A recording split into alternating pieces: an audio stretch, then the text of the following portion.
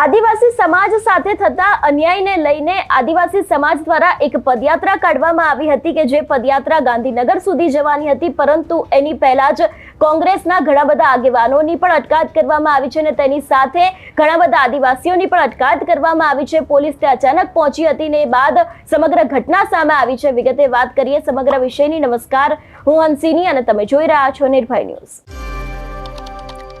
આદિવાસી સમાજની પદયાત્રાને પોલીસે અટકાવી હતી। જો આ વિષયને લઈને વિગતે વાત કરવામાં આવે તો જાતિના દાખલા સહિતની વિવિધ માંગણીઓને લઈને છેલ્લા 3 વર્ષથી કોઈ ઉકેલ ના આવતા બનાસકાંઠાનો આદિવાસી સમાજ રસ્તા પર ઉતર્યો છે, જેમણે પાલનપુરથી ગાંધીનગર સુધીની 131 કિલોમીટરની પદયાત્રાની શરૂઆત કરી છે, જે ગાંધીનગર પહોંચીને મુખ્યમંત્રીને રજૂઆત કરશે। જો કે આ યાત્રા હાલ પૂરતી અધૂરી રહી છે। આદિવાસી સમાજના લોકો ગાંધીનગર પહોંચે તે પહેલા જ કાણોદર નજીક તેમને અટકાવવામાં આવ્યા છે। પાલનપુરથી શરૂ થયેલી આદિવાસી સમાજની યાત્રા કાણોદર નજીક અટકાવવામાં આવી હતી।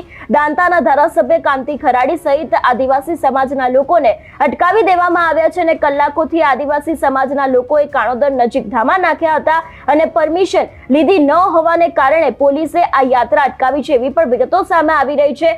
ખાસ કરીને દાંતાના ધારાસભ્ય કાંતિ ખરાડીએ જણાવ્યું હતું કે લાંબા સમયથી જિલ્લા કક્ષાએ રજૂઆત કરવા છતાં પણ જાતિના દાખલાની સમસ્યાનું કોઈ નિવારણ આવ્યું નથી। ભણેલા ગણેલા છોકરાઓ દાખલાના લીધે નોકરી વિહોણા છે। અહીં સ્થાનિક લેવલે અમારી સમસ્યાનું કોઈ નિવારણ ના આવતા અમારે ના છૂટકે ગાંધીનગર સુધીની પદયાત્રાની શરૂઆત કરવી પડી હતી એવી પણ વાત તેમના દ્વારા ક્યાંક કરવામાં આવી હતી। પરંતુ આ પદયાત્રા છે તે અડધે પહોંચી હતી ને ખાસ કરીને આ પદયાત્રા છે તે બનાસકાંઠા, પાટણ, મહેસાણા અને ગાંધીનગર એમ 4 જિલ્લાઓમાંથી પસાર થવાની હતી, પરંતુ એની પહેલા જ પોલીસ દ્વારા તે લોકોની અટકાયત કરવામાં આવી હતી। ખાસ કરીને દાંતાના ધારાસભ્ય કાંતિ ખરાડી છે, ગુલાબસિંહ રાજપૂત છે, ઈશ્વર ડામોર સહિત ઘણા બધા આદિવાસી સમાજના લોકોની પણ અટકાયત કરવામાં આવી હતી। સૌથી પહેલા તો એ દ્રશ્યો ઉપર નજર કરીએ।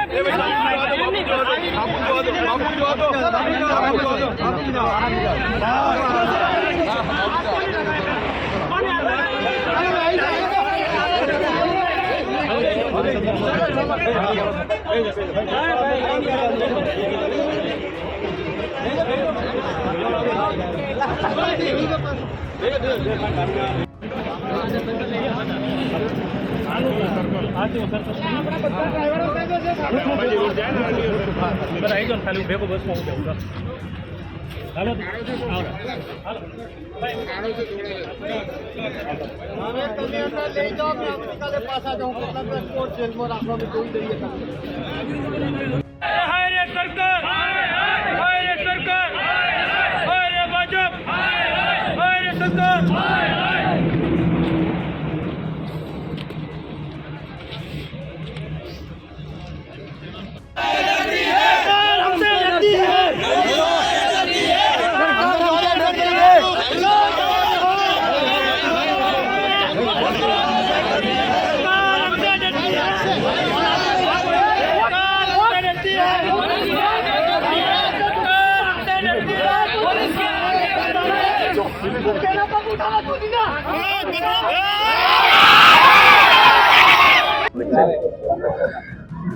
આજે બહુ લાંબા ટાઈમ પછી આદિવાસી દાખલાઓ માટે સરકારે બંધ કરવામાં આવ્યા ને એ દાખલાની રજૂઆત કરવા માટે અમે ગાંધીનગર જવા માટે નીકળ્યા છીએ, પણ સરકારની કોઈક જગ્યા આડોડાઈના કારણે વહીવટી તંત્રને હાથો બનાવીને પોલીસને આઘા કરીને અહીંયા રોકવામાં આવ્યા છે। અમે એમને કહેવા માંગીએ છીએ આજે નહીં તો કાલે અમે બેઠા છીએ, અહીંયા બેસાડવા તો ભલે બેહાડો કે તો અમને મંજૂરી આપો અથવા તો અહીંયા દાખલા આલો, અમે અહીંથી રવાના થઈ જઈશું અને દાખલા નહીં મળશે તો અમે અહીંથી ઊભા નહીં થવાના। ગાંધીનગર જવા માટે રજૂઆત કરવા માટે એક જ મુદ્દો લઈને નીકળ્યા છે, બીજા કોઈ જ મુદ્દા નથી।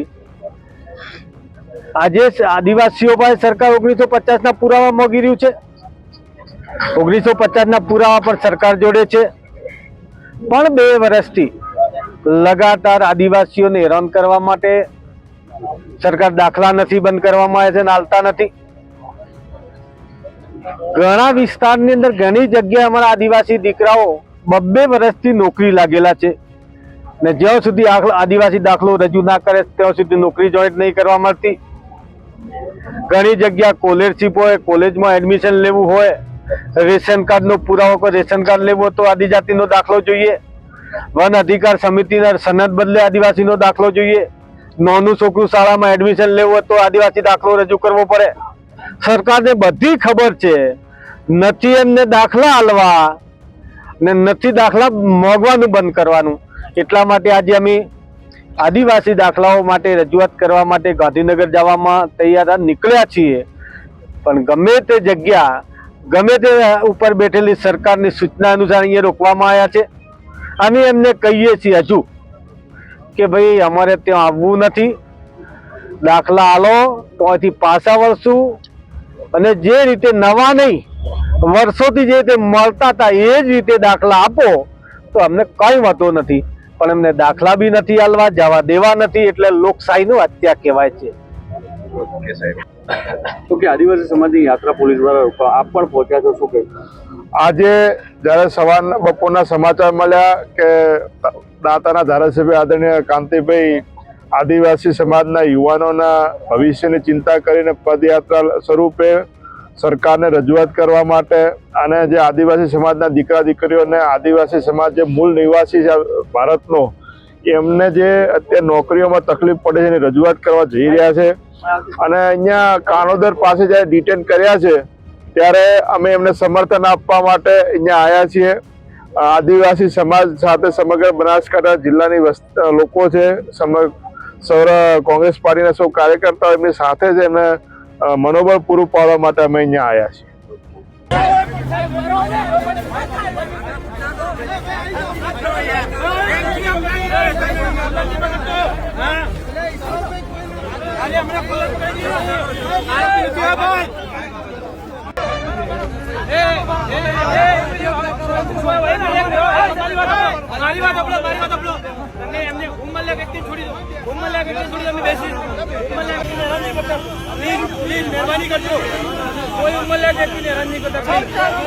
આજે જે પ્રકારે પાલનપુરથી ગાંધીનગર સુધીની પદયાત્રા કાણોદર ખાતે રોકાવામાં આવી છે, સૌથી પહેલા તો નવાઈની વાત એ છે કે અમીરગઢ હોય, દોતા હોય કે હળાદ હોય, બહુ લાંબા ટાઈમથી આદિવાસી દાખલાઓની જરૂર હતી, ત્યારે મામલાદાર હોય, પ્રાંત હોય, કલેક્ટર હોય, એકાદ વર્ષથી ઓછામાં ઓછા મહિને અથવા તો 2 મહિને આવેદનપત્ર આપવામાં આવ્યા, પણ તો છતાં નિરાકરણ ના આવ્યું અને વારે ઘડીએ કહેવામાં આવ્યું કે અમારા અંડરમાં નથી, ગુજરાત સરકારની અંડરમાં આવે છે, એટલા માટે ત્યાં સુધી રજૂઆત કરવી હોય ત્યારે